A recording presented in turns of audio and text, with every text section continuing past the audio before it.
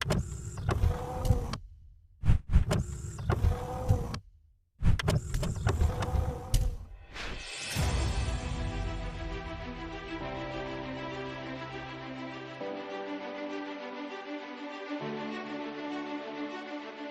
किसान मोर्चा के राष्ट्रीय अध्यक्ष राजकुमार चाहरा ने आज बीजेपी प्रदेश कार्यालय में प्रेस वार्ता कर कहा कि मोदी सरकार के किसान हित में कई अहम फैसले लिए हैं। उन्होंने बताया कि देश में कुछ राजनीतिक दल किसानों को बरगलाने की कोशिश कर रहे हैं, लेकिन देश भर के किसान जानते हैं कि साहूकार के चक्कर से किसानों को छुड़ाने के लिए किसान क्रेडिट कार्ड भी अटल बिहारी वाजपेयी लेकर आए थे और 3 कृषि कानून विधेयक भी किसानों के हित में लाए गए। साथ ही उन्होंने बताया कि हरिद्वार में शनिवार को किसान मोर्चा की प्रदेश कार्य समिति की बैठक होगी।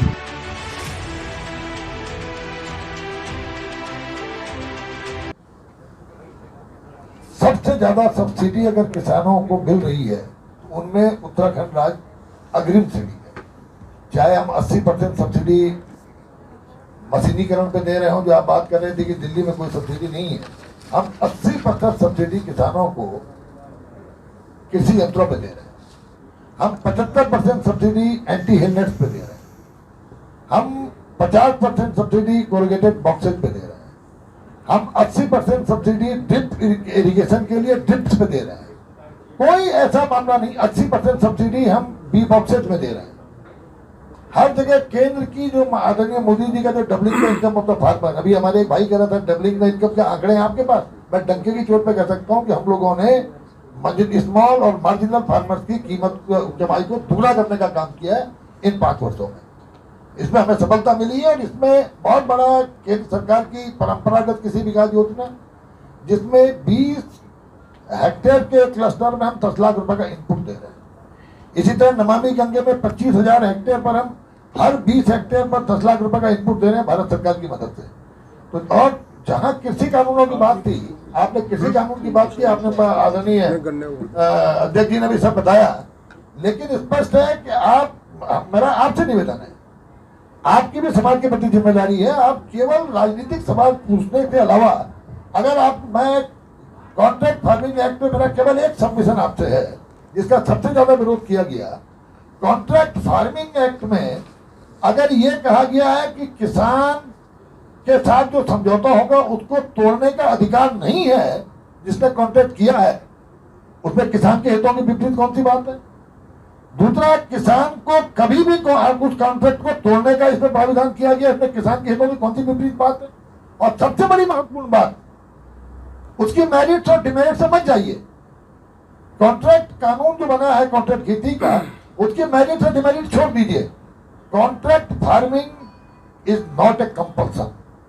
जब कोई चीज अनिवार्यता नहीं होती तो उसका विरोध करने का मतलब आप केवल राजनीतिक कारणों से विरोध कर रहे हैं। तो कहीं कंपल्सन नहीं है, कहीं इम्पोज नहीं किया गया।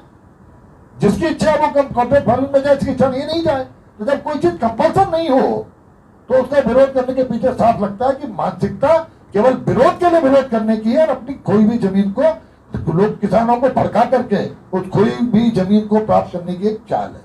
राजस्थान में देश के अंदर सबसे ज्यादा सेस अगर कहीं पेट्रोल डीजल पे है तो राजस्थान राज्य में है। तो राजस्थान का नेता अगर उत्तराखंड में आके बोले कि पेट्रोल महंगा है तो उन्हें अपने गिरेबान में जानना चाहिए। हमने कहा कि वो चावल भिजा दो, हमने धान, अब उसका भी इसका मतलब आपने कॉन्ट्रैक्ट वहाँ किसान लेकर पहुँचता है, मेरे भाई दिया जाता है कि हमारे मानक के अनुसार नहीं है। मेरी सुन ले ना, मेरी सुन ले। इस कानून में यह भी प्राविधान किया गया है कि अगर आपने किसान, कभी होता ज्यादा सपोर्ट मेरा किसान से समझौता हुआ और उस समय किसान की उत्पादी कीमत बाजार में 100 रुपए केजी थी और मेरा 60 रुपए में हमारे गन्ना मंत्री जी के साथ, ये किसानी भी करते हैं, इनके साथ हो गया कॉन्ट्रैक्ट। अब अचानक जब इनकी फसल तैयार हुई, मार्केट में दाम अचानक गिर के 80 रुपए पे आ गए, तो मैं पलट के गन्ना मंत्री जी में नहीं गया। इनको लगा कि मैं अपना उत्पाद बेचूंगा। इसमें प्राविधान है सिक्योरिटी का, अगर मैं लौट के नहीं आया तो सिक्योरिटी सीज होगी और गन्ना मंत्री जी को सौंप दी जाएगी। एक सुन लो, दूसरा प्राविधान है, अगर मार्केट में रेट में बढ़ोतरी हुई, जब आपके साथ कॉन्ट्रैक्ट हुआ था, उस कॉन्ट्रैक्ट के बाद उसके बाद अगर जिस समय क्रॉप तैयार हुई, मार्केट में रेट में अचानक बूम आया तो बढ़े हुए रेट में भी मुझे शेयर देना पड़ेगा किसान को। इतना सुरक्षा कवच उसमें है वो सब चीज ठीक है। क्या एजेंडा होगा और मुख्य रूप से क्या चर्चा करने जा रहे हैं, कौन कौन आ रहा है? देखिए, हमारे कृषि मंत्री जी, गन्ना मंत्री जी यहाँ बैठे हैं। कृषि क्षेत्र में भारतीय जनता पार्टी किसान मोर्चा सरकार और किसान के बीच में एक सेतु के रूप में काम करता है। केंद्र सरकार की योजनाएं, प्रदेश सरकार की योजनाओं को गांव-गांव पहुंचाना, किसानों तक पहुंचाना, उनको लाभ कैसे मिले, ये बेसिकली किसान मोर्चे का काम है। संगठन रूप से किसान मोर्चा मजबूत हो, उसकी इकाई ग्राम स्तर तक बने और फिर भारतीय जनता पार्टी के लिए हर प्रकार से वो सहयोगी की भूमिका में कि भाई हम एक कार्यकर्ता के नाते पार्टी को मजबूत करने का काम करेंगे और केंद्र और प्रदेश सरकार की योजनाओं को नीचे तक पहुंचाना, किसानों को लाभ दिलवाना, किसानों को हक और अधिकार के लिए उनकी बात आगे बढ़ाना, ये किसान मोर्चा काम कर रहा है। और हरिद्वार में कल हमारी प्रदेश कार्य समिति की बैठक है, जिसमें प्रदेश पदाधिकारी सभी किसान हमारे मोर्चे के जो जिलाध्यक्ष हैं और जिला पदाधिकारी हैं उसमें रहेंगे और संगठनात्मक चर्चा और सरकार की योजनाओं को आगे ले जाने की। दामों से कितना प्रभाव पड़ा है? देखिए, मैं ये शब्द ठीक नहीं है, झुंझुना शब्द भी अच्छा नहीं है।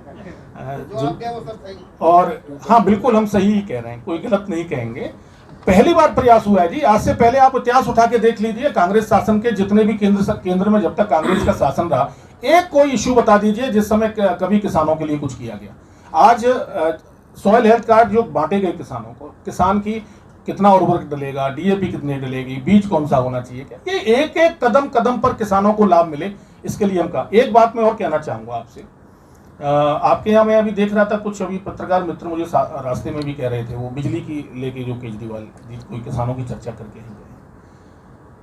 दिल्ली के अंदर अगर आप जाके देखेंगे तो एक तो माननीय कृषि मंत्री जी मेरे साथ बैठे हैं, दिल्ली में कोई कृषि मंत्री नहीं है, कृषि मंत्रालय नहीं है।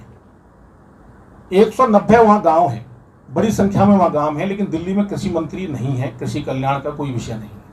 इसका अर्थ आप समझ सकते हैं कि किसानों के लिए कितने संवेदनशील हैं केजरीवाल जी। एक बात।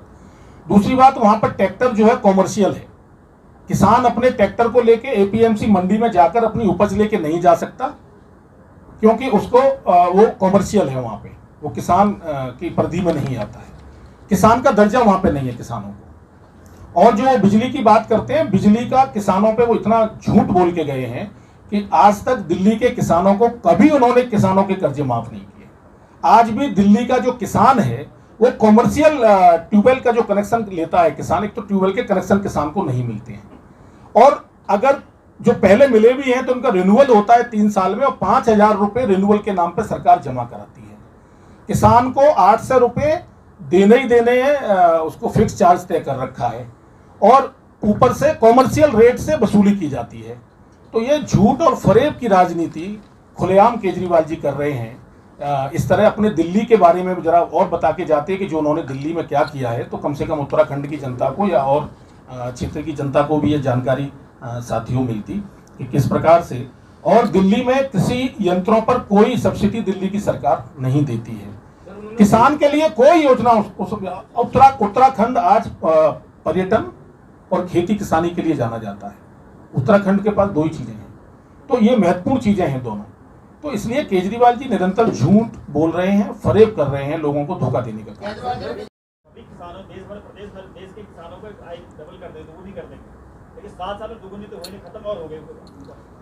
देखिए, मैं आपसे ये इतने विस्तृत वार्ता में मैंने यही कहा है कि पहले तो किसान की बढ़ोतरी के लिए कोई नियति नहीं थी। 29,000 करोड़ का केवल एक बजट वो एग्रीकल्चर का रखते थे, तो किसान की आय को बढ़ाएंगे कैसे। आज 1,35,000 करोड़ का कृषि बजट रखा गया है। किसान सम्मान निधि उसी के लिए दी गई है 6,000 रुपये की सालाना।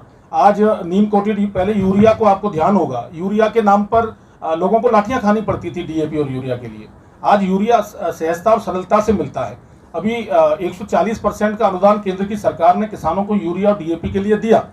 तो निरंतर किसान की आय बढ़े, इस बात की विभिन्न प्रकार की योजनाएं, किसान रेल के माध्यम से, ई मंडियों के माध्यम से, अलग अलग प्रकार से विभिन्न क्षेत्रों में किसानों की उन्नति हो, इसके लिए लगातार काम चल रहा है। और निश्चित रूप से किसान की आय दोगुनी होगी और उस पर लगातार काम करेंगे। तो मेरा सवाल तो वही है।